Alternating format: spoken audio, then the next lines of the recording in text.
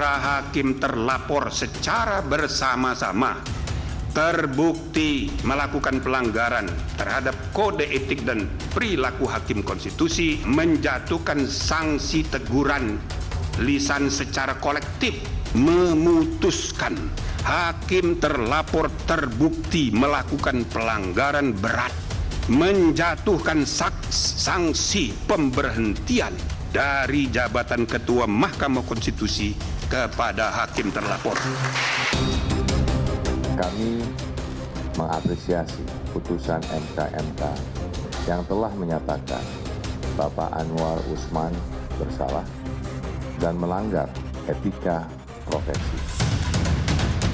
Wacana atau rencana untuk penggagalan Pak Gibran Raka sebagai cawapresnya Pak Prabowo gagal dengan menunggangi MK.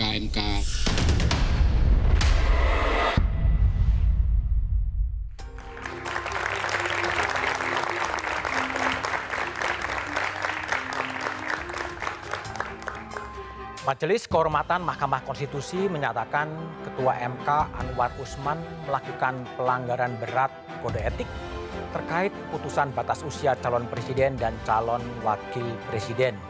Ipar Presiden Jokowi ini dicopot dari jabatannya sebagai Ketua MK dan dilarang mengadili sengketa pemilu yang memiliki benturan kepentingan. Namun Majelis Kehormatan MK tidak membatalkan putusan yang jadi jalan Gibran untuk maju di Pilpres tahun depan. Meski demikian, banyak yang menilai legitimasi Gibran akan jadi pertanyaan karena menggunakan alas hukum yang prosesnya dinilai melanggar kode etik. Akankah putusan Majelis Kehormatan MK berdampak pada pencapresan Gibran dan peta politik ke depan? Inilah satu media The Forum spesial pemilu dampak politik putusan etik MK.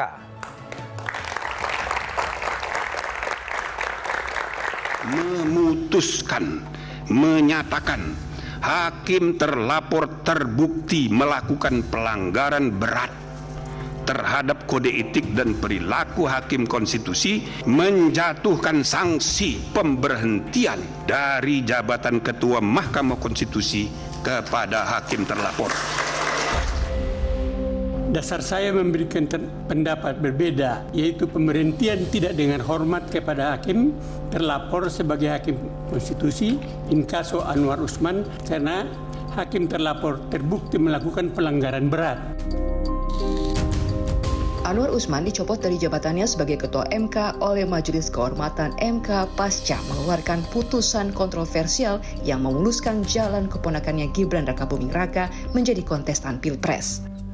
Berusia paling rendah 40 tahun atau pernah sedang menduduki jabatan yang dipilih melalui pemilihan umum termasuk pemilihan kepala daerah.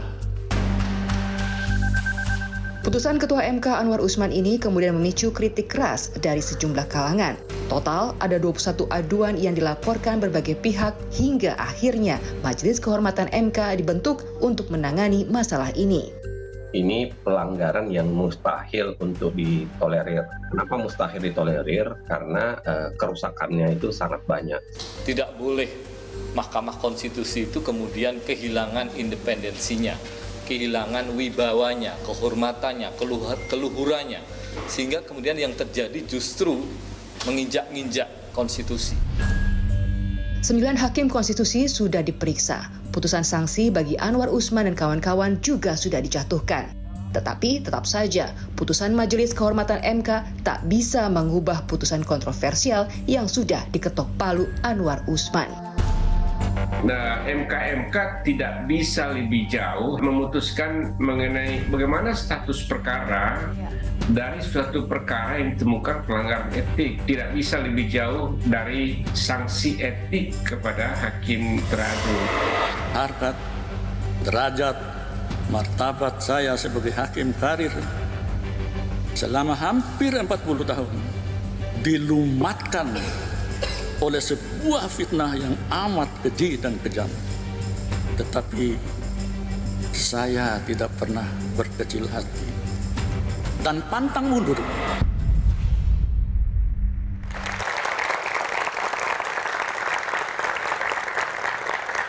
Dampak politik putusan etik MK itulah tema satu meja spesial pemilu pada malam hari ini. Di studio telah hadir dari ujung sebelah kiri Usman Hamid, Direktur Eksekutif Amnesty International. Malam Usman. Ada Mbak Sri Budi Eko Wardani, pengamat politik UI. Malam Mbak Dani. Kemudian ada Sekjen Partai Bulan Bintang, Mas Afriyansah Nur. Malam. Ada anggota Dewan Pembina Partai Gerindra Wihadi Wianto. Malam Pak Wihadi. Ada Bang Nurdin Halid, Wakil Ketua Umum Partai Golkar. Malam Bang Nurdin. Kemudian ada Taufik Basari, Ketua DPP Partai Nasdem. Kemudian ada Roni Talapesi, politisi PDI Perjuangan. Malam Roni. Ada pakar hukum tata negara Bivitri Susanti. Malam Bibit. Dan di ujung paling kanan adalah Julius Ibrani, Ketua PBHI yang sekaligus juga pelapor, ya, kalau seorang pelapor. Julius, saya tanya terlebih dahulu. Tadi Ketua MK Anwar Usman yang sudah diberhentikan mengatakan mengalami fitnah keji. Bahkan kalau dilihat 8 kali kata fitnah. Gimana Anda sebagai pelapor merespon itu? Ya, saya pasti mendorong Pak Anwar Usman untuk melakukan perlawanan, sekaligus meminta dirinya untuk dipecat supaya dibuka ruang MK banding untuk memberikan klarifikasi pada dirinya. Kami pengen lihat bahwa apa yang menjadi pembelaannya, apakah ada bukti kuatnya atau tidak. Sehingga finish masalah ini sampai di sini, kita maju ke pemilu yang lebih bersih, pemilu yang tanpa nepotisme dan dinasti. Poin kami di situ. Tapi dia juga menyebut ada pembunuhan karakter, merasa dizolimi gitu loh. Anda sebagai pelapor memang melaporkan ada itu, fitnah dan lain sebagainya? Oh jelas tidak. Jadi ini perlu saya jelaskan Mas Budiman. Dalam laporan kami, hampir semua yang kami sampaikan itu terbukti. Ya, soal bicara perkara di luar persidangan, itu di seminar terbukti. Soal benturan kepentingan akibat adanya kepentingan keluarga melalui Gibran, itu juga terbukti. Dan terakhir soal adanya intervensi dari pihak luar itu juga terbukti. Jadi yang kami sampaikan bukan fitnah. Dari awal kami bilang bukti kami ambil dari MK secara resmi dan itu langsung terbukti. Jadi kalau memang dikatakan itu fitnah, kalau memang dikatakan itu pembunuhan karakter, sebetulnya itu yang sedang dilakukan oleh Anwar Usman terhadap Mahkamah Konstitusi dan putusan MK itu sendiri. Oke, baik. Bivitri Susanti. Kalau Anda lihat pernyataan atau jumpa pers Anwar Usman sebagai sebuah bentuk perlawanan terhadap keputusan dari MK atau apa yang Anda lihat dari pernyataan itu? Ya perlawanan karena dia dalam posisi defensif sekali dan seperti tidak ingin meruntuhkan legitimasi MK. Padahal kalau dikatakan pembunuhan karakter dan lain sebagainya, sebenarnya MK justru forum yang tepat untuk mengklarifikasi semuanya bahkan yang beredar di media massa. Karena MK kalau dia menyatakan ini adalah hanya pembunuhan karakter, berarti dia meragukan proses yang sebenarnya dia sendiri ikut, semua hakim juga ikut. Jangan lupa prosesnya itu bukan hanya membaca laporan kami, tapi betul-betul ada pembuktian. Bahkan kami juga melampirkan beberapa keterangan ahli yang tertulis ya, karena waktunya cepat sekali. Nah artinya kan dia tidak mempercayai proses yang sebenarnya resmi betul, bahkan dia sendiri yang bikin melalui rapat permusyawaratan hakim. Dan dia sendiri yang membuat MK itu ya? Ya, jadi cara pandangnya Mas Budiman, kalau kita lihat narasinya Pak Anwar Usman kan dari awal tuh selalu yang jabatan itu dari Allah, saya tidak pernah. Jadi benar-benar personality gitu, melawan sebuah sistem yang ada governance-nya dan transparan. Jadi sebenarnya mesti kita pertanyakan kok bisa sebuah sistem yang rapi, 3 orang dilantik, ada hukum acaranya, transparan, dilawan dengan kata-kata yang sifatnya agama belaka yang bahkan kebalikan dari pembuktian yang sudah dilakukan dengan resmi. Pak Nurdin Halid, Wakil Ketua Umum Partai Golkar. Dalam jumpa persnya Pak Anwar Usman mengatakan memang ada pembunuhan karakter ya, yang dilakukan lewat persidangan MK atau lewat public opini. Kalau Bang Nurdin melihat apakah memang ada fitnah, ada pembunuhan karakter terhadap Ketua MK Anwar Usman? Mas Budiman, saya sering hadir di acara ini, adalah pertama kali begini dengan narasumber ini. Iya. Itu berarti penting materi. Ya, penting, makanya Bang Nurdin diundang. Jadi begini, di dalam negara demokrasi, ya, politik dan hukum itu berjalan paralel. Demokrasi akan baik, objektif dan sehat, ya, kredibel ketika penegakan hukum itu bisa berjalan dengan berkualitas. Saya ingin mengandalkan Mas Budiman, karena saya orang bola, ya. dalam semua pertandingan sepak bola, regulasi dibuat oleh PSSI berdasarkan rule of the game FIFA. Ya. Penegakan aturan di lapangan itu adalah wasit, komisi disiplin, komisi banding. Ketika sebuah pertandingan berjalan, terjadi sebuah gol dan disahkan oleh wasit. Ini tidak terbantahkan dan tidak ada yang bisa menganulir. Sekalipun sesudah pertandingan, semua penonton melihat bahwa itu ada seorang pemain yang 1 meter offside. Maka dilakukanlah protes kepada komisi disiplin. Komisi disiplin mengadili, kemudian menghukum wasitnya, tapi tidak membatalkan golnya. Oke. Apakah kemudian hasil pertandingan itu adalah tidak legitimate? Legitimate. Kita melihat suatu peristiwa yang sangat fenomenal ketika Piala Dunia 86, di mana superstar kita Diego Maradona. Oke. Itu gol Tuhan. Gitu. Dan itu disaksikan oleh hampir semua pemirsa. Baik. Apakah gol itu dibatalkan oleh FIFA? Tidak. Tidak. Apakah Argentina sebagai juara dunia ketika itu legitimate? Tidak legitimate. Legitimate. Apakah kemudian rusak seluruh pengaturan di FIFA? Tidak. Sama dengan ini. Ya. Etik berjalan, tapi putusannya tetap berjalan. Tetap berjalan. Oke. Dan itu tidak akan merusak daripada proses demokrasi kita. Tetap berjalan sesuai dengan tahapan ya. Catatan bahwa seluruh penyelenggara harus objektif, sportif, menegakkan seluruh rule di dalam pelaksanaan pemilu kita. Oke, baik. Pak Wihadi, jadi Partai Gerindra dan anggota Komisi 3. Ada pembelaan yang mengatakan karakter assassination, lalu kemudian merasa dizolimi, ya, merasa difitnah, keji, gitu. Kalau Pak Wihadi lihat, ini sebuah pembelaan terbuka, ketidakpuasan terhadap MK atau gimana, Pak Wihadi lihat? Ya, jadi begini, kalau kita melihat dari keputusan MK itu 9 hakim sebenarnya semuanya melanggar. Oke. Ya, semua melanggar. Tetapi kenapa bebannya hanya diberikan kepada ketua? Oh. Nah, ini kan tidak ada satu fairness di sini, ya. Kemudian kalau kita lihat Arif Hidayat. Oke. Arif Hidayat sudah 2 kali dianulir menurut undang-undang, kemudian dikatakan bahwa ada satu lagi, berarti 3 kali. Seharusnya kalau kita melihat 3 kali ada pelanggaran. Nah, ini adalah salah satu hal yang sebenarnya 3 kali pelanggaran itu kalau 2 kali kartu kuning aja sudah kartu merah. Kartu merah. Akumulatif ya. Ya kan? Kartu ini merah. 3 kali. Kalau kita lihat jangan ini dibatalkan karena undang-undang, tetapi kita bicara di sini kan kita bicara etika. Kita bicara etik. Dan MK ini adalah kode. Artinya etik itu walaupun dibatalkan oleh undang-undang, tapi tetap melekat bahwa ada pelanggaran yang sudah dilakukan 2 kali dan ini ketiga kalinya. Jadi dalam hal ini fairness dan hal yang mungkin sangat menjelaskan kenapa hanya Anwar Usman yang dibebani oleh semua dosa-dosa 8 hakim yang lain kepada ketuanya. Ada ketidakfairan. Roni Talapesi ini Pak Wihadi mengatakan 9 hakim ditegur secara lisan secara kolektif. Tapi kenapa hanya Anwar Usman? Bahkan ada 1 hakim yang sudah 2 kali. Sudah 2 kali. Ya, ini ketiga kali.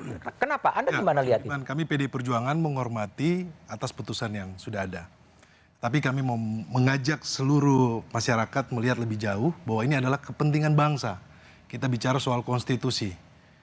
Dan hari ini kita melihat bagaimana proses yang terjadi dalam Mahkamah Konstitusi ini ada hal-hal yang menurut kami ini sudah di luar batas kewajaran, norma. Maka ada pengujian, kemudian ada pemeriksaan. Dan dalam pemeriksaan di dalam putusan itu kan sudah jelas bahwa terjadi pelanggaran berat. Menurut saya bahwa pemikirannya sederhana saja. Konflik kepentingan ini kan tidak perlu berpikir secara teori secara jauh. Ini ada paman, ini ada keponakan. Yang seharusnya kan secara logika sederhana ketika perkara itu berjalan harusnya yang bersangkutan mengundurkan diri. Menurut saya itu publik sudah melihat seperti itu. Ya, tapi challenge dari Mas Wihadi kan 9 orang kena teguran secara kolektif secara lisan, kenapa hanya Anwar Usman menanggung beban dosa itu? Itu di perkara 90 ketika Anwar Usman memimpin. Ada sesuatu yang beda, akhirnya menjadi bagi Anda fair itu? Ya, ketika Anwar Usman terlibat makanya putusannya kan mengabulkan. Itu yang menjadi ini kan. Oke. Tobas, jadi kalau menurut Anda, fair nggak sih putusan MK dengan challenge tadi ya? 9 hakim ditegur secara kolektif, lesan karena membiarkan terjadinya benturan kepentingan. Kalau Anda lihat gimana? Ya, saya melihat ini bukan masalah orang per orang, bukan masalah apakah Pak Anwar Usman ataupun ke hakim konstitusi yang lain. Tapi ini lebih besar dari itu, yaitu soal masalah bangsa, soal negara hukum kita mau dibawa kemana. Ya. Nah, tapi di sini juga merupakan uji kenegarawanan bagi Pak Anwar Usman. Ya. Pak Anwar Usman ini kan menyatakan bahwa ini adalah fitnah, ini adalah upaya karakter assassination. Tapi kita bisa mengingat beberapa waktu yang lalu Pak Arsyad Sanusi, ya, beliau ketika mendapatkan putusan MK, ya, kode etik, langsung mengundurkan diri. Nah, ketika menyatakan bahwa ini tidak benar, misalnya hasil MK, maka pilihannya ada 3. Yang pertama adalah menerima putusan MK itu secara utuh dan mengikuti. Yang kedua, melakukan perlawanan seperti yang disampaikan oleh Julius tadi, ya, sehingga kita bisa melihat perlawanannya apa dasar kemudian Pak Anwar Usman merasa tidak bersalah. Dan yang ketiga, atau sekalian mengundurkan diri.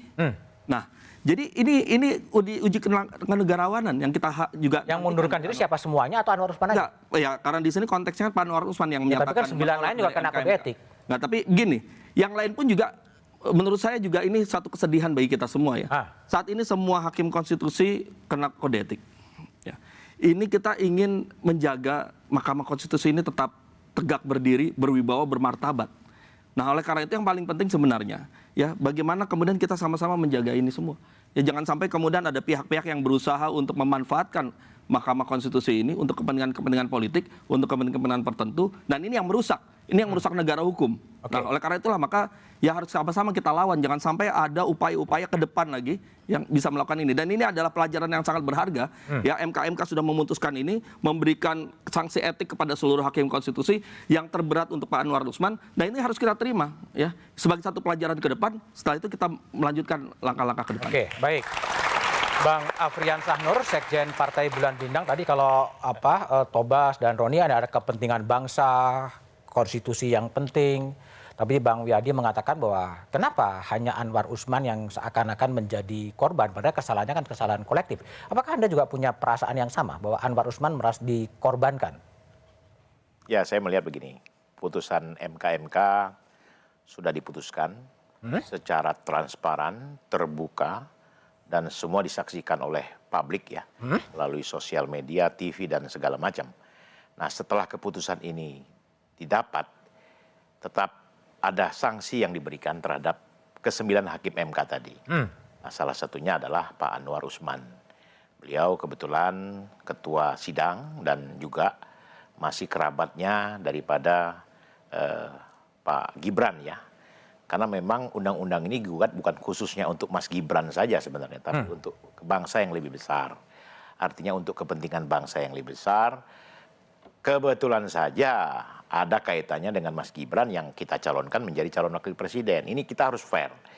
Dan tentunya MK itu sudah di jalan relnya, Pak Budiman. Karena kita lihat bahwa keputusan MK seperti yang disampaikan oleh Bang Nurdin Halid tadi, bahwa mereka ini hanya mengadili masalah etik dalam proses sidang. Keputusan yang sudah ditetapkan itu final and binding. Tidak bisa digugat. Itu tertuang dalam undang-undang MK. Jadi apapun yang terjadi saat ini, ya, itulah keputusan yang harus kita terima dan harus kita bisa seluruh rakyat Indonesia memaknainya. Nah, tinggal bagaimana proses ini berjalan. Ada 3 capres. Silahkan bertarung, kemudian juga silahkan para pengawas pemilu menyaksikan, mau dari luar negeri, mau dari independen, mau dari dalam negeri, maupun Bawaslu. Silahkan menyaksikan pertandingan sesuai dengan apa yang dibicarakan. Pesta ini penuh dengan ketawa, demokrasi rakyat yang gembira, tidak usah panik, nggak usah stres. Ya, kita buktikan di 2024, 14 Februari, siapa yang menang. Nah, tentunya kami dari tim kampanyenya Indonesia Maju berharap kami harus menang. Tentu pasti semua tim mengharapkan calonnya menang. Dan kami berharap satu putaran untuk Prabowo Gibran. Satu putaran Prabowo Gibran. Dan terus terang, kalau ada polemik seperti itu silakan melalui jalur hukum, konstitusi tegakkan. silakan. Anda mau demonstrasi, ada alat peraganya. Anda mau protes di Mahkamah Konstitusi, ada tempatnya. Ada, semua silakan. Kami siap untuk melakukan apapun. Kalau memang kesepakatan ini dibatalkan, kalau sesuai dengan undang-undang silakan. Yang jelas saat ini kami sedang berjuang bagaimana konstitusi harus ditegakkan, semua pihak harus menerima keputusan walaupun pahit buat teman-teman yang ada. Dan senang buat kami. Baik. Usman Hamid, jadi tadi Pak Anwar Usman mengatakan dia menjadi objek politisasi sebetulnya. Ya, terhadap banyaklah protes bahwa kemudian juga dulu-dulu benturan kepentingan juga sudah ada, bahkan di era Pak Jimli juga sudah ada gitu. Jadi kalau menurut Anda yang sedang terjadi memang drama-drama juga atau gimana sebetulnya? Pertama tentu ia sebagai orang yang katakanlah diperiksa dan kemudian dinyatakan bersalah, melakukan pelanggaran etik berat, berhak untuk melakukan pembelaan diri. Dan sebenarnya itu telah diberikan kesempatannya dalam sidang MK-MK. Pemeriksaan sidang MK-MK. Nah, tetapi yang kedua, kalau ia memang benar-benar yakin ada yang memfitnah Pak Anwar Usman, pertanyaan kita kan siapa yang dimaksud sebagai orang yang memfitnah itu? Apakah pelapor? Tadi Bung Julius sudah menjelaskan semua laporan mereka terbukti. Yang kedua, apakah hakim-hakim lainnya yang dimaksud oleh Pak Anwar Usman sebagai orang yang memfitnah? Atau siapa yang dimaksud oleh apakah majelis kehormatannya? Itu saya kira harus diperjelas. Jadi siapa sebenarnya yang dimaksud oleh Pak Anwar Usman itu sebagai orang-orang yang memfitnah dia gitu. Itu yang pertama yang saya kira sangat penting. Yang kedua, kenapa Pak Anwar Usman ini mendapatkan sanksi yang berat, katakanlah begitu ya.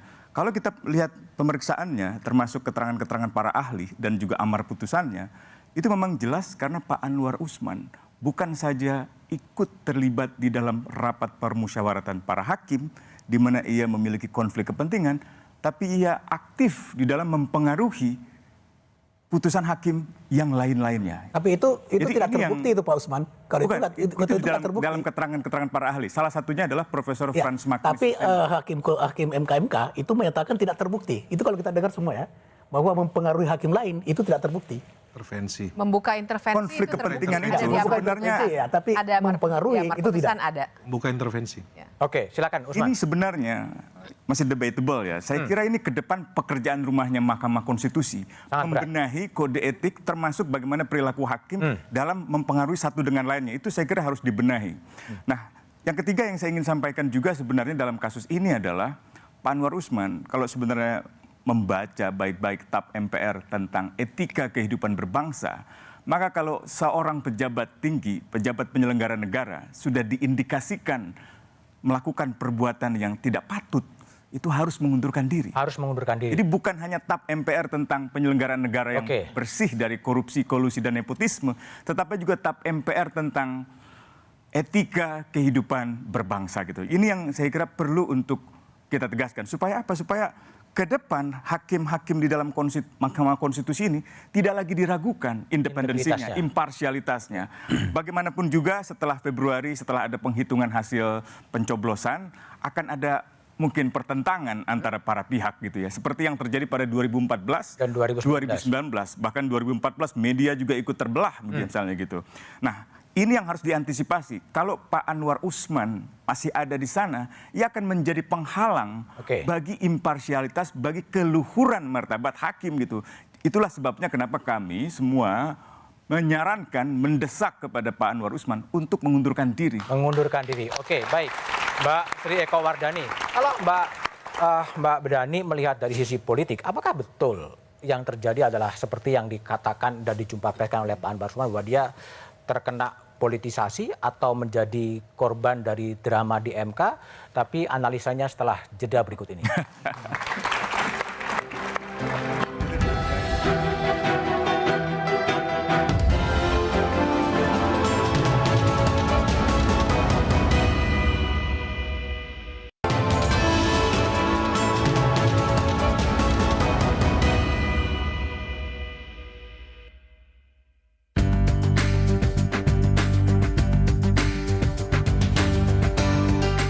Kalau menurut saya sebagai seorang mahasiswi milenial yang mengamati kondisi politik pada saat ini, berarti itu karena kasusnya sudah melewati kode etik atau melanggar kode etik, berarti itu dia harus diberhentikan secara tidak hormat baik dari ketua maupun anggota.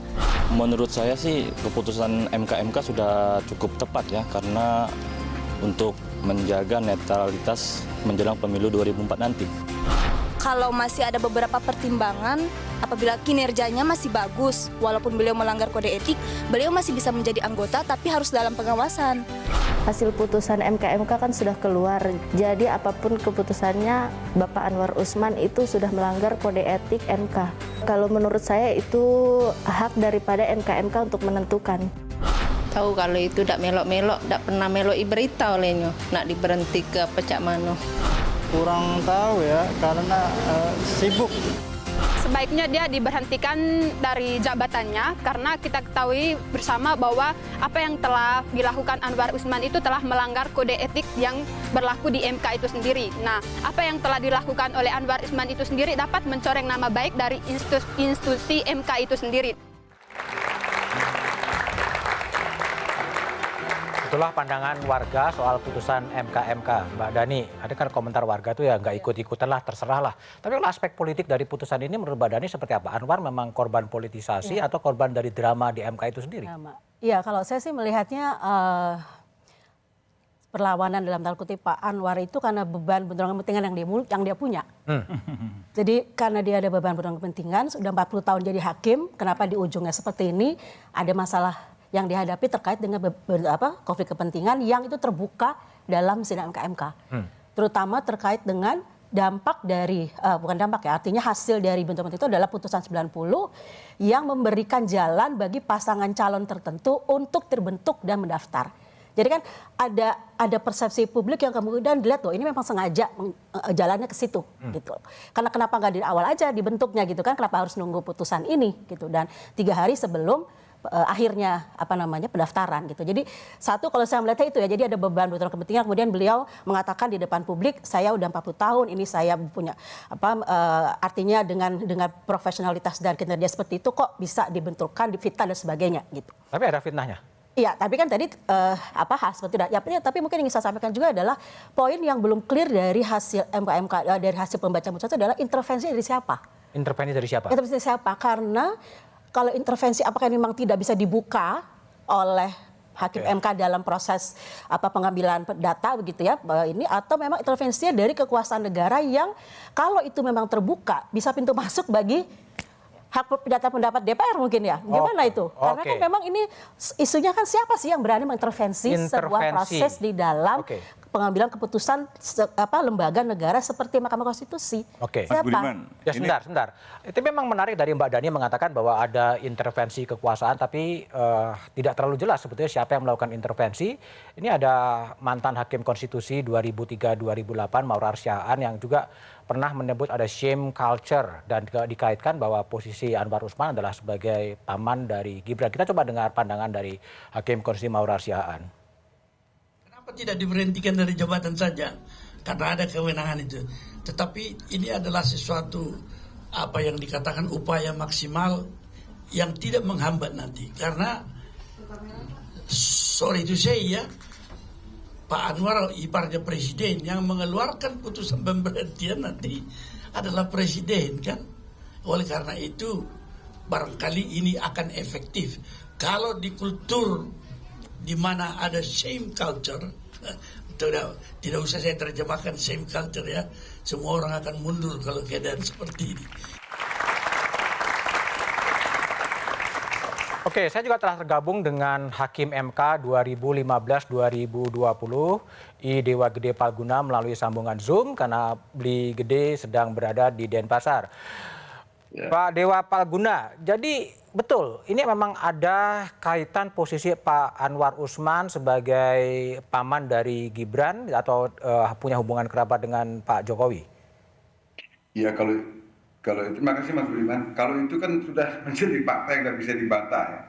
Tetapi persoalannya yang membuat ini jadi agak menjelimetkan, memang secara hukum kemudian masih dipertanyakan apakah betul ada konflik kepentingan. Karena Pak Anwar Usman kan mengatakan ini bukan pengujian norma.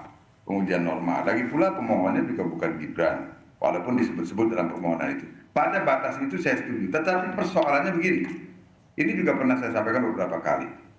Apakah kemudian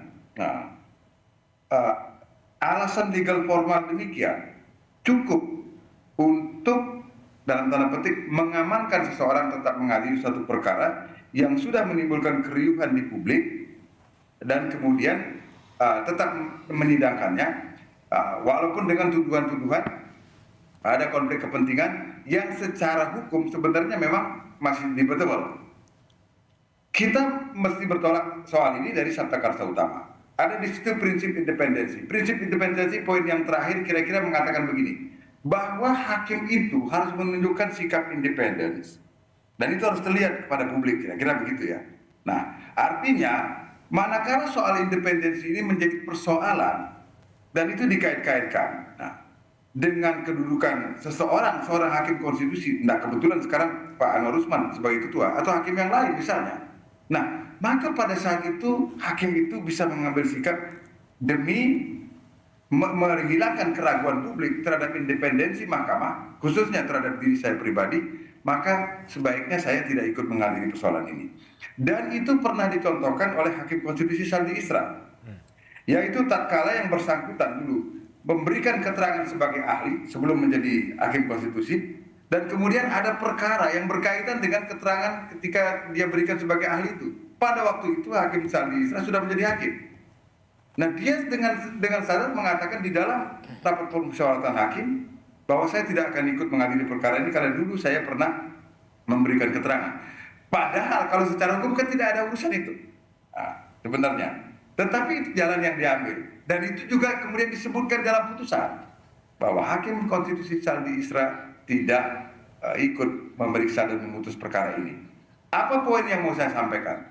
Poin yang mau saya sampaikan adalah saya ingin mengutip prinsip universal yang berlaku dalam Principles of Judicial Conduct, Bangalore Principle of Judicial Conduct, yaitu bahwa keadilan itu bukan hanya harus ditegakkan, tetapi harus dapat dilihat bahwa dia memang betul-betul ditegakkan.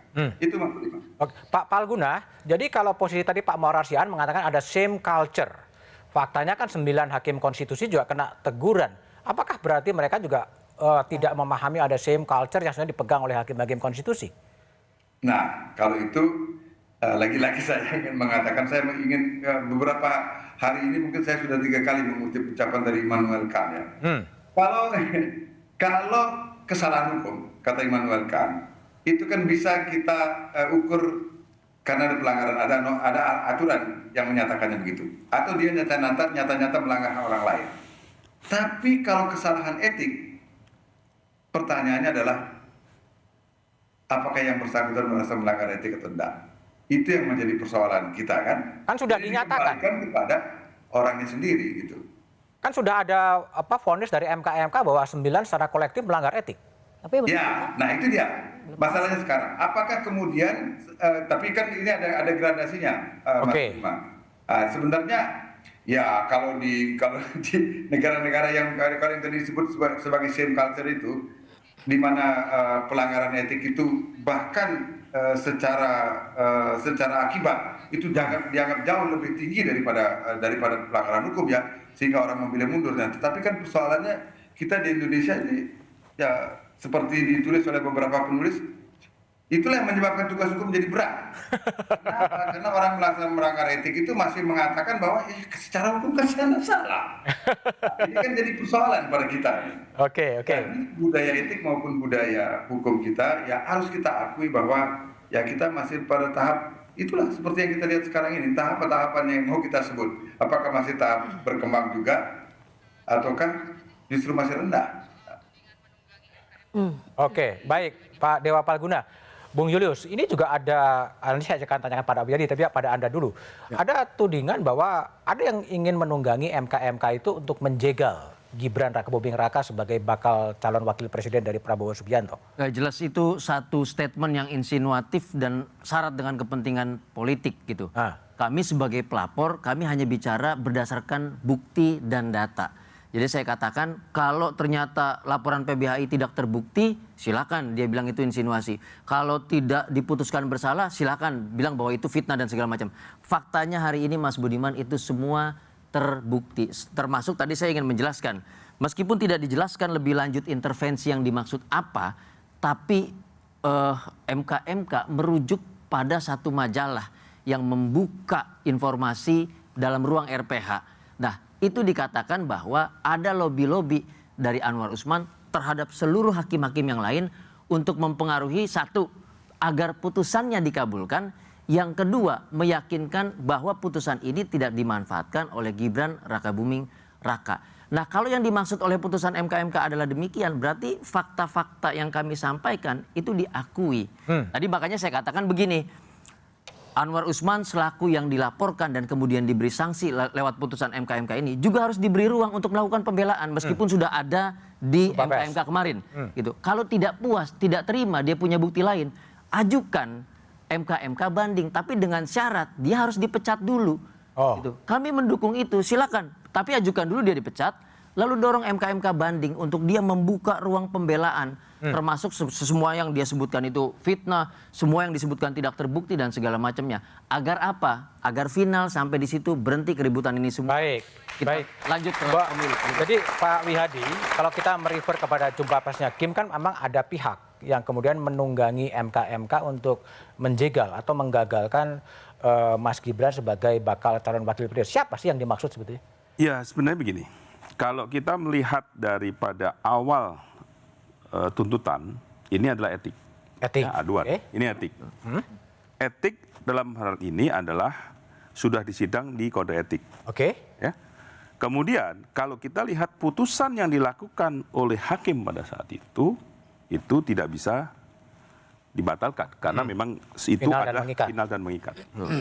Nah, artinya kalau kita bicara seperti itu, kenapa mengatakan bahwa ini ada ditunggangi untuk menjegal? Karena didorong untuk juga bukan etik saja, tapi justru mengatakan bahwa putusan yang dilakukan oleh hakim MK itu dibatalkan. Nah, ini kan nggak bisa, ini kan suatu hal yang berbeda.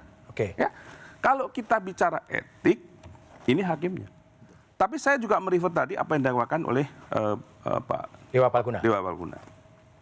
Bahwa ini adalah vestige of interest-nya. Ini adalah kita bicara undang-undang. Undang-undang yang diuji. Ya, artinya tidak lagi bicara mengenai masalah seorang per orang. Ini clear di sini. Tapi ada satu hal yang ini bicara kepada dirinya hakim sendiri, hakim MK sendiri. Yaitu pada saat pengujian undang-undang nomor 7 tahun 2020 tentang masa jabatan hakim. MK. Itu konflik kepentingan juga. Ya kan? Itu justru konflik of interest dengan adanya dia menolak itu, maka dia menjadi dari dulunya harus 15 tahun menjadi 20 tahun. Artinya kan dia memutuskan untuk dirinya sendiri. Itu clear dirinya sendiri. Artinya kenapa pada saat itu teman-teman tidak bersuara? Kan begitu. Ini kode etiknya adalah kode etik pada hakimnya.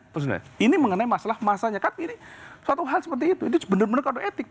Nah, jadi kalau kita merefer seperti itu, apa yang menjadi tunggangi itu keputusan MK kita hormati. Dan ini yang terbaik.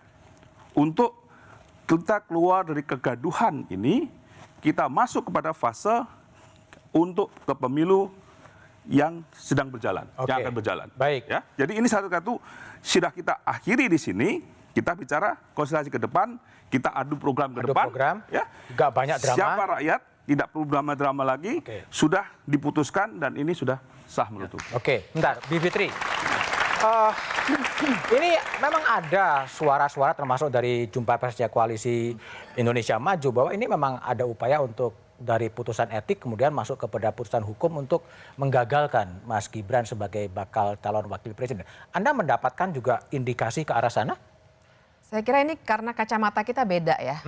Jadi bagi para pelapor, bagi kami juga sebenarnya persoalannya bukan untuk menjegal Gibran, tapi untuk mencegah ada konstitusi yang diinjak-injak.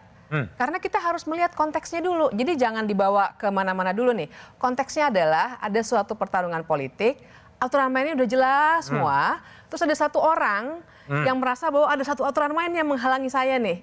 Maka dia minta tolong supaya aturan main ini digantikan dulu melalui prosesnya benar. Forumnya maksud saya Mahkamah Konstitusi itu memang ada. Nah, tapi kan itu yang jadi persoalan dan kemudian terjadilah ini semua. Seandainya tidak ada seorang pun yang ingin mengganti hukum untuk kepentingannya, ini semua tidak akan terjadi. Nah, jadi yang sedang kami lakukan justru menyelamatkan, karena MK sekarang seperti kalau kita bicara main bola nih, namanya sepak bola 11-11, ada wasit. Sekarang wasitnya jadi pemain ke-12 karena dia jadi memberikan karpet merah untuk seseorang yang sebenarnya awalnya secara hukum memang belum bisa maju, tapi tidak sabar untuk menunggu sampai pemilihan yang akan datang. Konteks itu jangan dilupakan. Nah, sehingga yang kami lakukan sebenarnya mengembalikan kepercayaan masyarakat terhadap Mahkamah Konstitusi. Jangan lupa nama Gibran itu disebut dalam permohonan 90. Jadi kalau dikatakan sama sekali tidak ada hubungannya, tidak benar juga. Karena jelas-jelas dikatakan pemohon itu merasa rugi karena tidak bisa memilih idolanya yang bernama Gibran Rakabuming.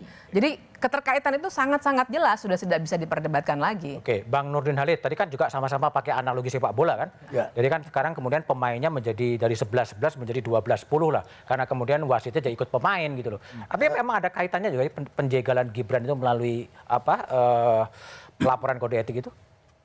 Mas Budiman, demokrasi Indonesia dibangun di atas multi partai. Ya. Kalau multi partai maka itu adalah banyak lobby-lobby dan kepentingan yang bermain dalamnya. Kalau ada yang mendorong untuk maju Gibran itu normal. Ada yang menjaga juga normal. Itulah politik kita karena demokrasi itu normatif kita, ya, tapi realnya ada. Mungkin ada, karena itu politik. Ya, mungkin teman-teman dari mana tidak menghendaki. Golkar enggak kan? Golkar pasti mendukung. Pasti mendukung. Mendukung tapi siapa? Saya ingin kepada Bu Savitri bahwa tadi ada seseorang yang minta bantuan karena tidak memenuhi syarat. Menurut saya itu pernyataan yang keliru. Karena itu berarti menuduh kan sudah ada putusan MK-nya bilang begitu. Enggak, bukan. Jadi kalau itu kan yang dituduh berarti Gibran. Yang minta bantuan mau maju tidak memenuhi syarat. Ya, kalau itu pernyataan tadi, baik. Itu tadi yang saya soroti ya, yang saya tanggapi. Itu enggak ada. Sekarang begini, apa yang dinyatakan oleh Pak Anwar Usman tentang fitnah yang keji, itu bukan ditujukan kepada seorang, tapi pada pendapat. Pendapat yang mengatakan bahwa dia menggunakan kedudukannya karena ada hubungannya dengan presiden. Itu yang dia bantah sebetulnya.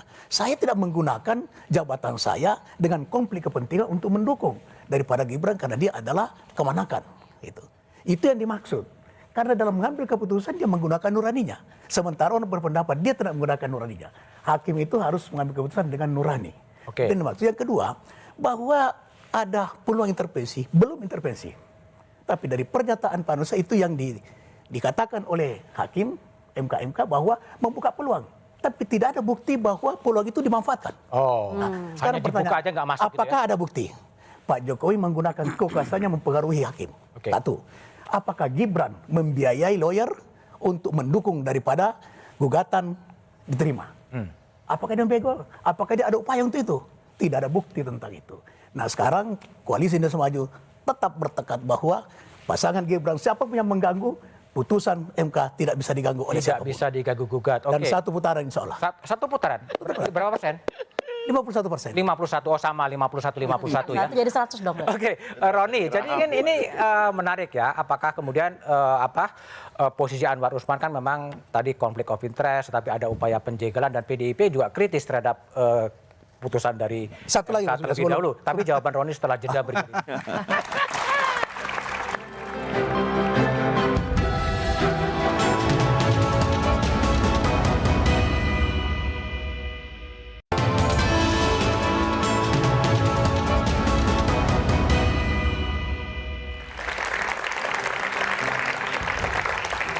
Masih bersama saya Budiman Tanrujo di satu meja The Forum. Roni Talapesi ya.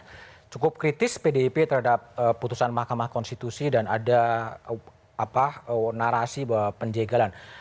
Putusan MK kan legally binding, final dan mengikat meskipun secara etik mungkin agak bermasalah gitu. PDIP menerima bahwa putusan dari MK ini adalah legally binding, final dan mengikat? Ya, betul. Kita setuju, kita harus hormati ya. Tetapi Mas Budiman kita tarik mundur sedikit ya. Ini kan menguji tentang pasal 28 Undang Dasar. 45 di mana setiap orang punya hak untuk dipilih dan memilih. Tapi yang kita lihat dalam proses ini seolah-olah bahwa ini proses yang spesifik dan terbukti di putusan 90, spesifik ke satu nama. Nah ini menjadi pertanyaan. Dan buat kami atas pernyataan teman-teman bahwa ada penjagalan, ini adalah pengalian isu, Mas Budiman. Buat kami ini pengalian isu ke atas apa yang terjadi di Mahkamah Konstitusi hari ini. Dan yang kedua, buat kami konsentrasi kami adalah bagaimana kita menjaga marwah konstitusi MK ini. Dan ini adalah komitmen seluruh anak bangsa. Itu yang perlu kita jaga bersama. Dan PDI Perjuangan konsisten terhadap hal itu. Tapi kan ada juga pernyataan dari PDIP yang mengatakan ada bacawa pres yang kandidasinya kemudian melanggar etika, tidak menghormati hukum. Sebetulnya apa itu yang dimaksud? Ya ini kan terlihat ya dari putusan MK ini kemudian terkait dengan putusan 90, ini kan menjadi nokta hitam, menjadi catatan sejarah bahwa dalam proses demokrasi kemudian ada yang mencoba mengganggu independensi MK. Nah ini kan sudah terlihat di mata publik ya. Oke, baik. Usman Hamid, kalau pendekatannya legal formal, ya putusan MK itu ya final dan mengikat. Meskipun ada legitimasi dalam proses kandidasinya, dalam proses pencalonannya dianggap melanggar etik. Gimana Anda mencoba menyelesaikan problem hukum formal dan problem pelanggaran etik itu? Saya pernah diajarkan oleh Pak Adian Doyo, seorang hakim agung yang sangat berintegritas di masa Orde Baru. Dia memberikan saya satu kutipan dari para ahli hukum di Belanda di zaman kolonial. Kutipan itu berbunyi, doorbreken de papieren muur. Artinya hakim itu untuk menegakkan keadilan, dia bisa menembus kertas. Gitu. Jadi kalau dikatakan misalnya sebuah putusan Majelis Kehormatan bersifat final dan mengikat, ya, atau misalnya Mahkamah Konstitusi, atau bahkan ketika beberapa tahun lalu ada putusan Dewan Kehormatan KPU yang ketika itu merasa bahwa putusan mereka final dan mengikat, lalu diajukan ke pengadilan yang lebih jauh lagi, tetap bisa diuji. Untuk apa? Untuk mengejar keadilan itu. Keadilan mana? Keadilan yang tumbuh di masyarakat itu. Jadi kalau ada gejolak sekarang terhadap putusan Mahkamah Konstitusi, ada yang salah dengan putusan itu. Sampai putusan itu bisa menenangkan kehidupan masyarakat, sampai memenuhi rasa keadilan masyarakat, di titik itulah keadilan bisa tercapai. Oke. Yang kedua yang saya ingin katakan adalah, tadi Mbak Dani sempat menyebutkan tentang intervensi. Sebenarnya dalam sikap kami secara kolektif di Maklumat Juanda, itu menegaskan bukan hanya Pak Anwar Usman harus mundur, tetapi juga dua hal lagi, yaitu agar Mahkamah Konstitusi segera menggelar uji formil dan uji material terkait dengan perkara yang terdahulu. Idealnya sih, Mahkamah Konstitusi, khususnya Majelis Kehormatan kemarin, memandatkan agar Mahkamah Konstitusi memeriksa kembali putusan nomor 90 itu. Tapi kan itu tidak ada. Dianulir mungkin tidak bisa, tapi setidak-tidaknya dimandatkan bahwa Mahkamah Konstitusi ke depan memeriksa itu segera. Nah yang lain yang juga sangat penting saya kira adalah kalau memang ada dugaan intervensi dari kekuasaan, misalnya dari penyelenggara negara di lembaga eksekutif, ini kan banyak ditulis oleh para sarjana, salah satunya Thomas Power misalnya, menjelaskan bagaimana ada penggunaan instrumen penegak hukum oleh kekuasaan eksekutif. Kalau itu benar terjadi, sebenarnya DPR punya kewajiban untuk memulai hak interpelasi, untuk bertanya kepada presiden. Atau yang kedua, lebih jauh lagi, mengajukan hak angket gitu. Hanya dengan cara itu kita bisa ketahui. Dan soal sepak bola tadi, ingat, Diego Armando Maradona. Jadi wasitnya itu bukan pamannya Manudi. Ya. Dan presiden FIFA-nya bukan Jokowi Pak. Setuju. Politik sepak bola sampai Diego Maradona ya. Saya minta Mas Budiman ganti topik, bola aja. Bola. Itu saya analogkan keputusan MK dan final banding gitu. Kan ada riang gembira gitu loh. Riang gembira dia Diego Maradona. Oke, Bang Afriyansah Nur. Ini gimana koalisi Indonesia Maju kan tadi kan pencapresan Mas Gibran dianggap melanggar etik dan sudah dibuktikan oleh MK. Apakah ini menjadi beban bagi Pak Prabowo, bagi Kim dengan problem legitimasi etik yang dianggap bukan diputuskan bermasalah sebetulnya? Ya, kami menyambut dengan riang gembira. Tidak. Apanya yang riang gembira? Keputusan MK apapun yang terjadi, kami sudah siap ketika itu. Seandainya memang MK memutuskan bahwa usia atau jabatan pernah menjadi wali kota atau sedang menjabat tidak diputuskan, ternyata Mas Gibran tidak bisa maju, kami punya alternatif kedua. ya kan? Tapi ketika MK memutuskan bahwa keputusan ini diputus oleh 9 hakim, perlu diingat Pak Budiman, 9 hakim agung Mahkamah Konstitusi, ini 9 dewa ini, itu unsurnya 3 dari yudikatif, 3 dari eksekutif. Yang 9 apa nih?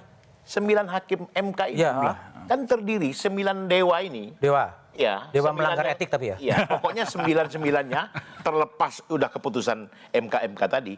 Tapi 9 ini kan berasal dari eksekutif, yudikatif, sama legislatif. Kita perlu ingat itu. Jadi kita jangan mengatakan semua berpihak kepada keputusan yang 90 tadi. Ya. Karena bagaimanapun keputusan yang sudah diputus MK tadi oleh 9 hakim yang merasa hebat tadi, ya. Kita sekarang banyak yang menyala-nyalakan, oh ini MK. Ketika ada kepentingan teman-teman yang teranulir di sini, mulai marah. Tapi ketika ada kepentingan teman-teman yang ya tidak teranulir, senang. Contoh lagi dicatatkan oleh Pak siapa tadi, Bang Wahidin atau Pak Nurdin, soal usia tadi. Mereka mengetok palu dengan menambah usianya sendiri, nggak ada kok yang rame, nggak ada yang ribut. Dan ini terus terang saja, Mahkamah Konstitusi sudah sudah melakukan keputusan, dan Mahkamah Konstitusi kita harus hormati. Saya bilang kita harus pemilu dengan riang gembira. Riang gembira. Oke, Mbak Dani, ini pemilunya harus riang gembira. Tapi kalau dari kacamata Mbak Dani dengan posisi pembaca wapresan Mas Gibran yang ada legitimasi moral etiknya bermasalah, ini bisa menjadi beban yang cukup berat. Beban. Ya mungkin melanjutkan sedikit tadi ya, sebetulnya barangkali Pak Anwar Usman itu sedang mencoba untuk menyelamatkan putusan 90 yang dalam tadi penuh dengan pelanggaran etik, karena bisa dalam tanda kutip mendelegitimasi ya persepsi publik ya terhadap pencalonan itu. Jadi political statement juga ya? Iya, artinya kalau saya melihatnya mungkin lebih pada situnya, karena kan ini nanti, karena kelihatan dari pendapatnya Bapak koalisi ini kan bagaimana menjaga supaya ini nih nggak apa-apa, nggak masalah. Gitu. Tapi kan sebenarnya kalau kita lihat dari pendapat masyarakat yang ada di TV tadi, itu kan mereka melihat bahwa ini prosesnya ada sesuatu. Gitu. Nah, artinya ini yang ingin dijaga kan, karena kan yang namanya satu putusan yang kemudian proses ini kan dia tidak berada di ruang netral, pasti ada persepsi publik yang berkembang, yang itu bisa digoreng, bisa apapun lah untuk kepentingan masing-masing gitu loh. Nah ini yang barangkali perlu dalam posisi ini saya melihat memang mantan hakim MK ini, ketua hakim MK ini berposisi seperti itu ya. Karena kan bagaimana mungkin ya putusan yang dia ini kan kemudian dia lakukan pelanggaran etik berat gitu ya, dan ini kan akan bisa diarahkan untuk dalam tanda kutip legitimasinya dipertanyakan. Ditambah lagi satu hal mungkin ya kan, pencalonan Mas Gibran sendiri kan kemudian masuk melalui jalur partai yang selama ini bukan partainya dia. Nah ini kan juga mulai kelihatan apa ini memang sudah ada satu satu proses gitu yang disiapkan gitu. Dan saya sangat tahu bahwa dari partai besar seperti Pak Nurdin kan proses rekrutmen, proses kaderisasi itu kan sudah sangat panjang. Sejak pencalonan Pak Wiranto, kemudian Pak JK, itu kan proses yang sangat ini waktu ketika Pilpres yang lalu, kemudian tiba-tiba ini masuk melalui jalur itu. Nah ini kan orang ngebaca garis besarnya nih Mas Budi.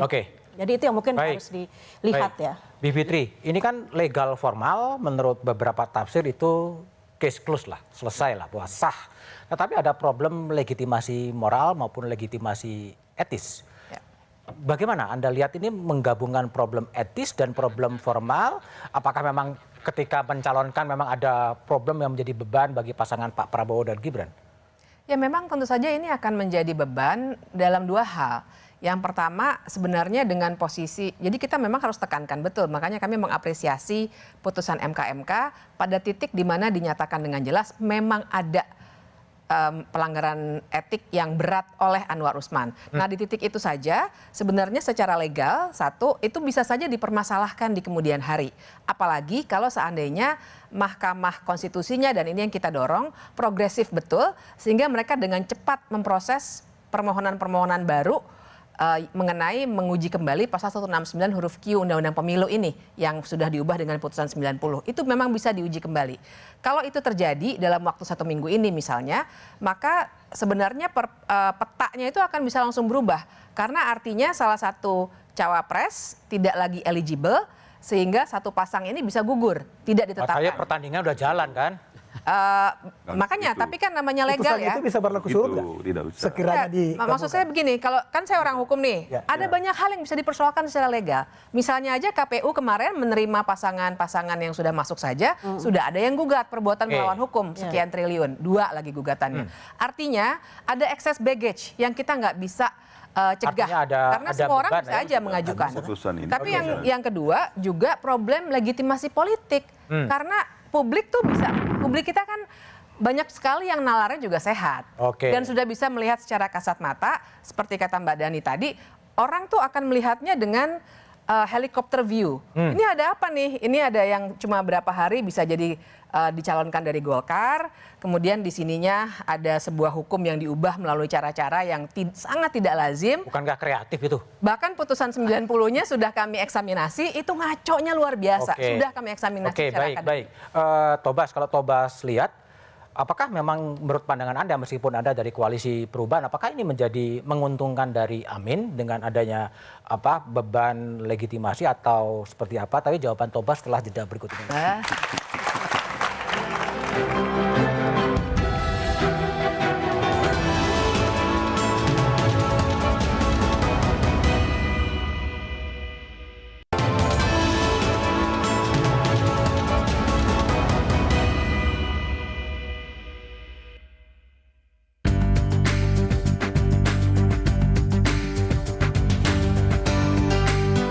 Untuk Gibran sebaiknya belum pantas ya, selesaikan dulu jabatannya di Solo, baru bisa ikut politik nasional sebagai capres di periode yang akan datang. Kalau tahun ini mungkin belum bisa, mungkin tahun-tahun ke depan 5 tahun yang akan datang ya. Istilahnya dia belajar dulu toh dari segi pemerintahan, urusan negara toh. Mungkin tahun depan bisa, kalau tahun ini belum bisa. Kalau kita melihat sih sebenarnya dia layak untuk maju, bukan tunggu untuk nanti atau tidaknya ya dia harus maju. Menurut saya sekarang sih, kenapa saya memilih sekarang? Karena kalau misalnya nanti itu kapan lagi anak muda itu berpartisipasi? Kalau memang waktunya sekarang anak muda untuk berpartisipasi, kenapa kita tidak berikan ruang untuk anak muda berpartisipasi? Kalau menurut saya, Gibran itu sendiri nanti saya percaya bahwa dia bisa menyalurkan aspirasi dari anak muda, sehingga nanti anak muda itu tidak lagi sepele tentang politik. Belum pantas ya Mbak ya, karena dari segi usia beliau belum matang, dan dari pengalaman itu di dunia politik beliau belum cukup banyak. Karena menjadi calon wakil presiden itu kan baru tangan kanannya presiden ya. Yang diurus itu satu Indonesia, bukan hanya satu kota atau satu provinsi. Saudara Gibran itu layak di pemilihan 2029.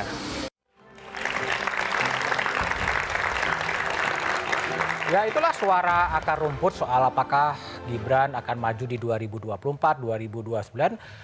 Suaranya bisa berbeda-beda, itulah demokrasi di Indonesia.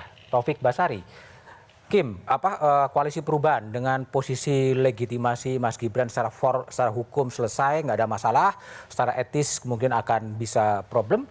Bagi Anda, ini sesuatu yang lebih baik maju sekarang atau gimana? Ya, buat kita menyelamatkan negara hukum itu lebih penting dibandingkan kita memanfaatkan keadaan ini untuk kepentingan elektoral. Gitu ya. Buat kita tidak ada masalah kita akhirnya harus berhadapan dengan pasangan lain, termasuk juga Prabowo Gibran, gitu ya. Buat kita tidak ada masalah. Tapi yang jadi masalah adalah ya bagaimana kemudian ya proses ini terjadi dari suatu keadaan yang gonjang-ganjing seperti ini. Kita kan negara hukum nih, kalau kita kembali kepada negara hukum. Negara hukum kan berpedoman pada rule of law, bukan rule by law. Ya, jangan sampai kemudian ketika ada hukum yang dianggap menghalangi, kemudian hukumnya yang diubah.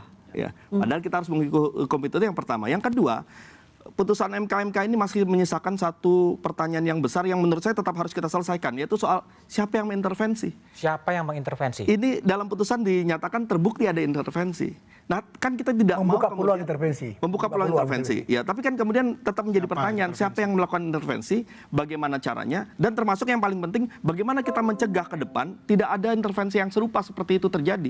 Kalau misalnya tidak tuntas, maka ke depan bisa saja ya intervensi kembali terjadi pada proses peradilan, pada proses bagaimana mencoba untuk mengubah konstitusi untuk kepentingan tertentu. Nah, ini yang harus kita selesaikan. Buat saya itu jauh lebih penting daripada persoalan kita menghadapi elektoral. Baik ya, sebelum ke Bang Rudin, saya ke Pak Dewa Palguna, ini ada problem intervensi atau peluang melakukan intervensi, ada problem legitimasi, ada problem normatif ini legally binding, final dan mengikat. Bli Dewa melihat sebagai hakim konstitusi ini gimana? Apakah memang ini ada problem semuanya konflik ya antara legitimasi formal dengan legitimasi etis sebetulnya? Iya, terima kasih Mas Budiman. Idealnya putusan itu memang dia tidak ada cacat legitimasi dan apalagi cacat legalitas. Nah ini sekarang kan legalitasnya oke, tapi legitimasinya jadi persoalan. Nah akhirnya kalau kita bicara tentang demokrasi ya diserahkan itu kepada publik karena secara legalitas ya itu ya legal. Tapi apakah kemudian layak atau tidak? Nah ini kembali kita hidupnya kan berdemokrasi. Inilah salah satu bagian dari demokrasi yang dulu sejak idenya masih di awal sudah dikritik oleh Aristoteles kan. Ya kalau ada mengartikan demokrasi itu sekadar sebagai suara terbanyak itu layak untuk memimpin, siapa yang mempunyai meraih suara terbanyak itu layak untuk memimpin, maka suatu kali bersiaplah Anda dipimpin oleh seorang penjahat. Kan gitu Aristoteles mengatakan dulu. Nah, tapi persoalannya sekarang kan kita ini. Tadi saya ingin menggarisbawahi pernyataan Usman bahwa ya kalau Usman Hamid ya, kalau bahwa hakim itu bisa menembus kertas. Itu memang iya, tapi kalau terlalu sering begitu bahaya juga. Ada satu contoh ini ya, iya benar. Ada satu contoh putusan Amerika Serikat, pengadilan US Supreme Court. Mungkin teman-teman yang ahli hukum semuanya tahu ada namanya putusan dari Roger Black tadi ketika menjadi Chief Justice of the US Supreme Court yang memutuskan kontroversialnya lebih gawat dari kita ini. Katakan bahwa warga negara bahwa orang-orang keturunan Afrika itu bukan warga negara menurut konstitusi Amerika Serikat. Bayangkan itu putusan itu. Dan itu baru selesai perdebatannya setelah dilakukan ke amandemen ke-12 atau ke-14, saya lupa itu. Nah, artinya saya ingin menggarisbawahi apa yang disampaikan Bivitri tadi. Nah, sekarang sudah betul jalannya sudah ada, yaitu bahwa mari kita uji kembali ketentuan pasal 169 huruf Q itu yang sudah diberikan tafsir oleh Mahkamah Konstitusi melalui putusan nomor 90 putusan 90 2003 itu. Nah, ini diperiksa ke depan. Nah, saya ingin menyampaikan kepada menggarisbawahi apa yang disampaikan Bivitri tadi. Apakah sekarang misalnya Mahkamah Konstitusi bisa memutus cepat? Kalau sudah lewat pemeriksaan pendahuluan menurut saya bisa. Karena berdasarkan pasal 54 Undang-Undang Mahkamah Konstitusi, kalau Mahkamah Konstitusi menganggap keterangan yang dibutuhkan itu sudah lengkap, dia bisa tidak perlu lagi masuk proses pembuktian. Dia bisa langsung masuk ke proses pembuatan putusan. Kalau dipandang sudah lengkap, itu ya. Jadi artinya ada sarana yang tanpa perlu melanggar hukum, proses itu bisa cepat. Nah, persoalan apakah dikabulkan atau tidak, soal lain lagi. Soal lain lagi. Nah, itu ke depannya itu. Okay. Tapi jalannya yang tadi disampaikan Bivitri itu sudah benar. Walaupun ini kembali lagi mengatakan apakah ini bisa mengambil dari putusan yang lama? Tidak, tapi tentu berlakunya tetap prospektif. Jadi ini tetap saja memang tidak akan bisa mencoret Mas Gibran sorry aja gitu kan kalau secara hukum gitu kan. Tapi pilihan kan kemudian diberikan kepada pemilih. Apakah Anda akan tetap memilih itu atau tidak? Apa tetap berapa tadi? 51%. 51%. Ya itu kan kembali kepada publik. Nah artinya ini kita proses hidup berdemokrasi, tetapi jalan untuk berdemokrasi itu yaitu rule yang kemudian dilandasi oleh konstitusi kita benarkan, jangan dilanggar-langgar. Itu kan sebenarnya esensi dari perdebatan kita. Kalau boleh saya menyarikan begitu ya, dan sampai kita membentuk majelis kehormatan itu. Dan Mas Budiman kalau beberapa detik lagi, andai kata saran saya dulu waktu putusan majelis kehormatan ad hoc dulu itu ditaati, yaitu segera dibentuk majelis kehormatan, mungkin diskusi kita tidak akan melebar sampai sejauh ini. Karena potensi untuk terjadinya pelanggaran itu bisa segera terdeteksi, apalagi misalnya ketuanya pada waktu itu sudah probably yang seperti kita lihat tadi yang dilakukan tadinya di awal diteror soal macam-macam itu akhirnya keluar putusannya yang ya relatif memuaskan lah, optimal gitu kan. Itu Mas Budiman dari. Oke, baik Pak Wiyadi. Jadi kalau lihat apakah kemudian putusan MK ini akan bisa memengaruhi elektoral kepada pasangan Prabowo Gibran? Kalau kita lihat surveinya Carta Politika kan ada penurunan sebelum ada putusan MK. Apakah Bung Wiyadi melihat ada dampak elektoral kepada itu? Ya, begini. Jadi dengan adanya Mas Gibran, keputusan diperkuat juga dengan keputusan MK yang nomor 90 kemudian itu memang tidak berkaitan dengan permasalahan yang disidangkan oleh MK.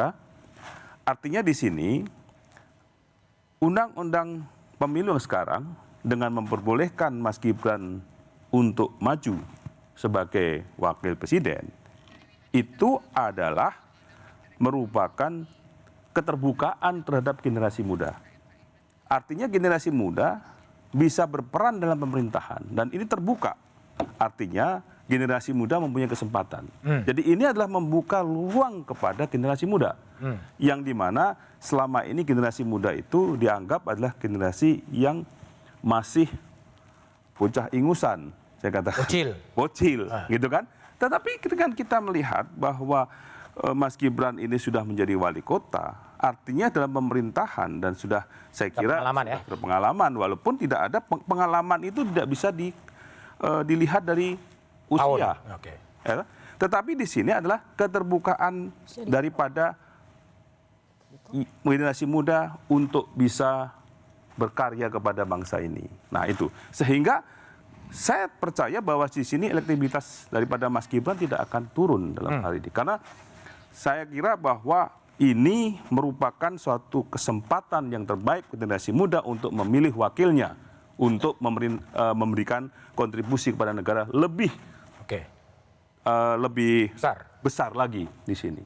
Ya, jadi saya kira kita tidak khawatir mengenai masalah elektibilitas itu, karena survei-survei tidak hanya satu survei saya kira, karena survei yang lain itu lebih unggul kita dibandingkan yang survei daripada Oke, baik, Bang Nurdin. Ini kan akan ada, apakah memang Anda juga lihat bahwa akan ada dampak elektoral ya pasca putusan MK terhadap pasangan Prabowo Gibran? Tapi jawabannya setelah jeda berikut ini.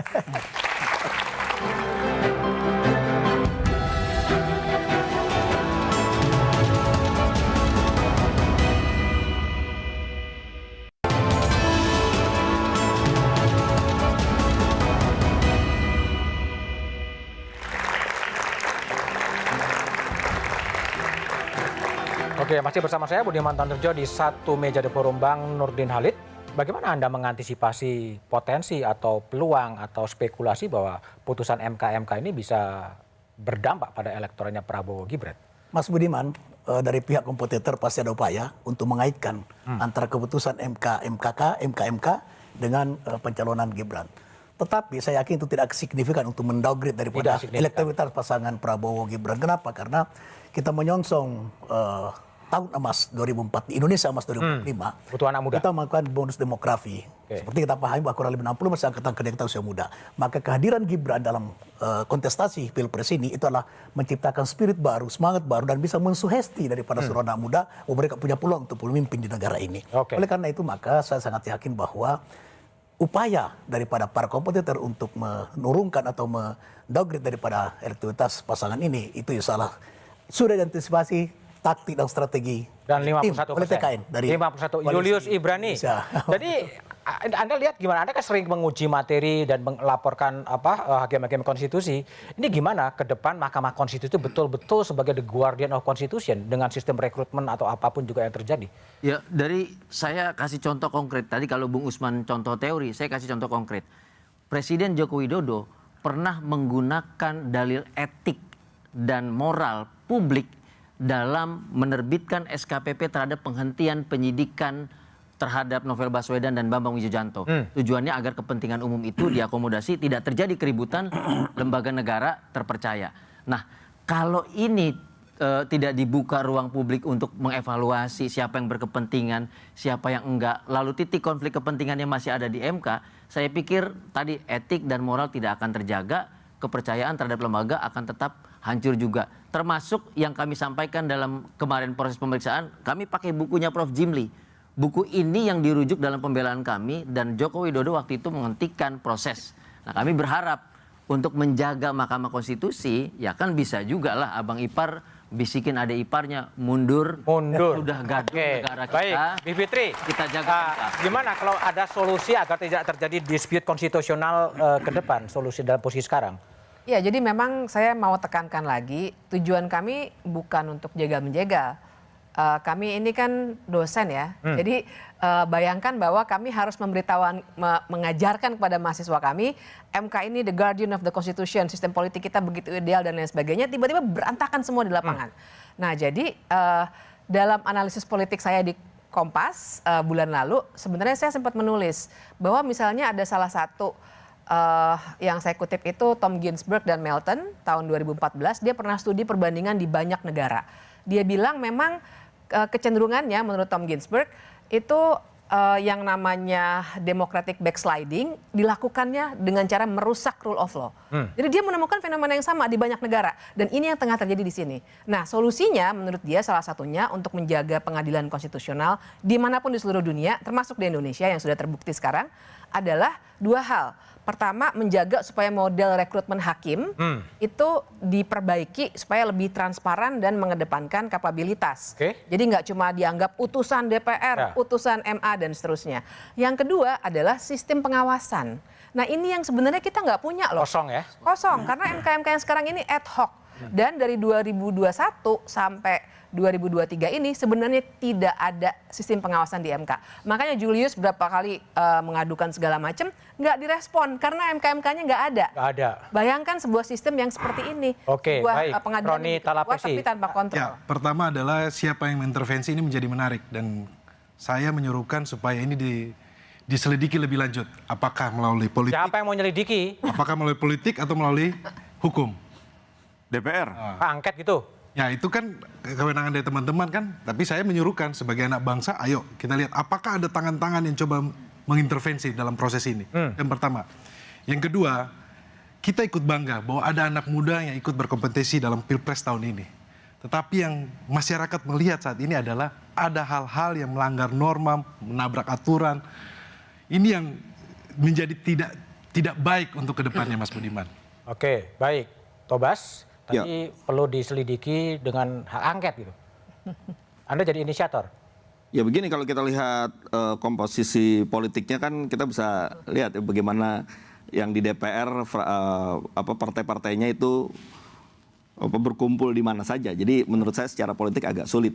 Agak sulit. Agak sulit. Tetapi begini, kalau hukum itu kan sering disimbolkan dengan pedang, ya pedang bisa menebas banyak hal. Ya oleh karena itulah maka orang yang memegang pedang itu dia harus bisa menahan dirinya untuk tidak menyalahgunakan pedang itu. Termasuk juga menyalahgunakan pedang itu dalam hal menghancurkan hukum dan konstitusi. Nah kemudian publik ini juga punya nalar publik yang didasarkan pada akal sehat. Ya, ketika kita merasa sudah carut-marutnya hukum dan konstitusi kita, ada intervensi kekuasaan terhadap peradilan, maka perubahanlah yang kita nantikan. Nah, jadi kita berharap ini memang harus dihentikan. Ini harus dihentikan. Caranya dengan apa? Ya kita lakukan perubahan. Lakukan perubahan. Oke, Mas Biadi, kalau dari Gerindra tawaran solusi seperti apakah tadi perubahan sebetulnya yang dirubah apanya? Begini awalnya, kalau saya melihatnya bukan siapa yang mengintervensi, siapa yang membocorkan. Siapa yang membocorkan? Oke. Ya, siapa yang membocorkan? Artinya bahwa ini kan rahasia negara. Rahasia negara dan siapa yang membocorkan ini? Pada saat ditanya semua 9 hakim tidak ada yang membocorkan. Berarti ada orang yang membocorkan, siapa yang membocorkan. Nah ini adalah tugas daripada pihak kepolisian, ya kan, untuk menyelidiki siapa yang membocorkan rahasia negara ini. Nah, ini kita melihat bahwa kalau kita bicara mengenai masalah hasil daripada kita memberikan MK yang baik, begitu kan, dengan kondisi yang sekarang ini. Tetapi bagaimanapun juga bahwa kita mengapresiasi apa yang sudah diputuskan MK ini dan kita menuju ke segmen berikutnya yaitu konsultasi pemerintah. Oke. Selesai. Ya. Bang Abri, kalau Bang Yadi kan mengatakan siapa yang membocorkan, Roni mengatakan siapa yang mengintervensi. Nah, kalau PBB siapa yang apa? Kalau PBB, pertama keputusan MK harus kita hormati. Harus hormati. Ada yang puas, ada yang tidak. Biasa. Silahkan memakai jalur konstitusi. Oke. Kemudian yang kedua, tadi ada pertanyaan dari Bang Budiman bahwa ada dampak tidak ada dampak buat kami. Apapun keputusan MK kami siap hadapi. Dan tentunya kami malah sekarang agak kelabakan karena banyak sekali relawan, partai politik malah bergabung. 9, terus unsur profesional, akademisi bergabung sehingga kami bingung mau ditampung di mana ini. Oh, jadi udah enggak 51, 55 dong kalau udah gitu. naik lagi. Oh, di bawah 50. Apa? Jadi tidak ada yang kita risaukan. Gak usah dirisaukan. Nah, bagi teman-teman capres yang lain, marilah kita berkampanye dengan ketawa-tawa. Ketawa-ketawa, riang gembira. Tidak usah black campaign. Tidak ada intervensi. Silakan menggunakan semua kekuatan politik yang ada. Kalau mau cawe-cawe, Bang Roni, ya kita tahu PDIP kan menterinya juga masih banyak. Oke, baik. Ya. Oke, kemudian juga tidak boleh cawe-cawe. Artinya Bang, semua ini instrumen di struktur kabinet Jokowi ini yang notabene adalah kabinet yang di bawah komando Pak Jokowi ini ada dari berbagai macam parpol politik dan capres. Oke. Di Amin ada PKB Nasdem. Kemudian di Pak Prabowo banyak ada sekali. Golkar, ada PAN, ada Demokrat nggak ada loh, ya. Ada Gerindra. Terus di tubuhnya Ganjar ada lebih kurang banyak. Oke, baik Mbak Dhani. Jadi kalau Mbak Dhani lihat gimana, apakah memang punya dampak elektoral terhadap itu, dampak politik dampak politiknya bakal seperti apa pasca putusan MK ini?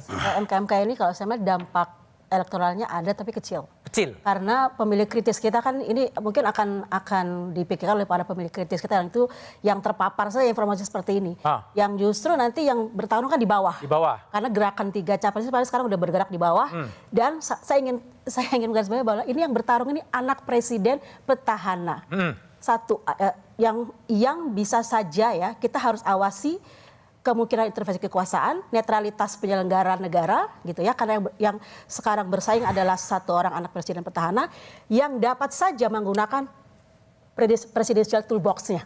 Oke, tapi kan Pak Jokowi udah bilang netral. Ya oke, tapi kan yang namanya bawahnya ini kan bagaimana? Jadi maksud saya pesan dari putusan MK ini adalah nggak hanya pada sisi ini saja, tapi juga bagaimana kita masyarakat sipil mengawasi proses pemilu ini, terutama netralitas TNI Polri, netralitas birokrasi, kepala daerah, ya dari penyelenggara negara gitu, dan juga bagaimana karena jangan sampai taman bermainnya ini, playing fieldnya ini tidak setara. Tidak, oke.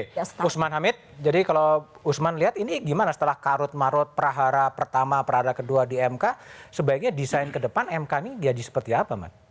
MK tetap harus menjadi the guardian of constitution. Dia harus menjadi institusi yang kuat dalam membangun accountability dari pemerintah yang berkuasa. Seorang presiden kalau dia melakukan perbuatan tercela, melanggar konstitusi, hanya bisa di-impeach misalnya salah satunya oleh Mahkamah Konstitusi. Jadi kalau Mahkamah Konstitusinya tidak adil, saya kira akan sulit. Nah yang kedua dampaknya ke depan, saya khawatir ini. Sistem elektoral kita, sistem integritas elektoral kita akan dinilai buruk oleh lembaga-lembaga indeks-indeks demokrasi dunia maupun juga indeks demokrasi oleh Biro Pusat Statistik. Selalu ada 3 ukuran. Yang pertama, apakah masih ada kualitas yang tinggi dalam ruang kebebasan untuk mengkritik. Itu kita sudah dinilai lemah. Yang kedua, apakah masih ada oposisi partai politik. Itu juga lemah. Dan yang ketiga, sistem integritas elektoralnya. Nah, saya khawatir, yang bermasalah ya? Jangan-jangan, ya kalau saya jadi Golkar, saya akan perjuangan Pak Erlangga. Tapi karena Pak Erlangga kemarin ditekan dalam proses hukum, baru kemudian... ditekan dalam proses hukum. Oke, Pak Palguna. Pak Palguna cukup singkat ya. Jadi gimana jalan keluarnya setelah MK itu memutuskan seperti yang kita lihat bersama, jalan keluarnya gimana agar semuanya bisa smooth dan lancar, tolong singkat. Jalan keluarnya singkat, besok ada pemilihan ketua dan wakil ketua, ini adalah momen yang paling krusial bagi Mahkamah Konstitusi untuk mengembalikan dirinya dalam waktu dekat. Pilihlah ketua dan wakil ketua yang bisa segera mengembalikan marwah Mahkamah Konstitusi, setidaknya secara simbolik dulu. Jadi itu kan. Yang kedua, yang terakhir, beberapa detik lagi Mas Budiman, ini saya mau pesan sama teman di DPR ini ya, ada beberapa nih dari DPR. Tolonglah hentikan itu usaha-usaha untuk mengutak-atik undang-undang Mahkamah Konstitusi yang mau mengubah sehingga lembaga pengusul bisa merekol hakim konstitusi. Teorinya dari mana itu? Saya belajar bentar nggak ada itu. Jadi ya, dan yang terakhir justru yang paling dibutuhkan adalah breakdown dari ketentuan pasal 24 ayat 5 tentang syarat hakim konstitusi. Dia harus berintegritas, jujur, tidak tercela, negarawan yang menguasai konstitusi dan ketatanegaraan. Itu belas nggak ada penjelasannya detailnya lebih lanjut dalam undang-undang tentang Mahkamah Konstitusi. Mestinya kalau dilakukan perubahan, poin itu yang mestinya harus didetailkan. Terima kasih Mas. Baik Pak Made, Pak Guna, baik semuanya, Julius dan Usman telah bergabung di satu meja The Forum. Pelanggaran etik secara kolektif 9 hakim konstitusi dan pemberhentian Ketua Mahkamah Konstitusi dari jabatannya menjadi sejarah hitam Mahkamah Konstitusi. Prahara untuk kedua kalinya di Mahkamah setelah Prahara tahun 2013 saat Ketua MK ditangkap KPK menyampaikan pesan bahwa ada masalah kelembagaan serius di lembaga yang dihuni negarawan yang menguasai konstitusi. Butuh kedewasaan dan kearifan politik untuk bisa segera mereformasi mahkamah, untuk segera memulihkan marwah mahkamah sebagai penjaga konstitusi. Putusan mahkamah adalah final dan mengikat dan semua pihak patut menghormatinya. Problem legitimasi yang menyertainya biarlah dicatat sejarah dan disikapi secara dewasa oleh publik. Demikian satu meja The Forum, tetap saksikan Kompas TV untuk mengupdate informasi seputar pemilu hanya di Kompas TV, independen, terpercaya. Sampai jumpa pekan depan, selamat malam dan terima kasih.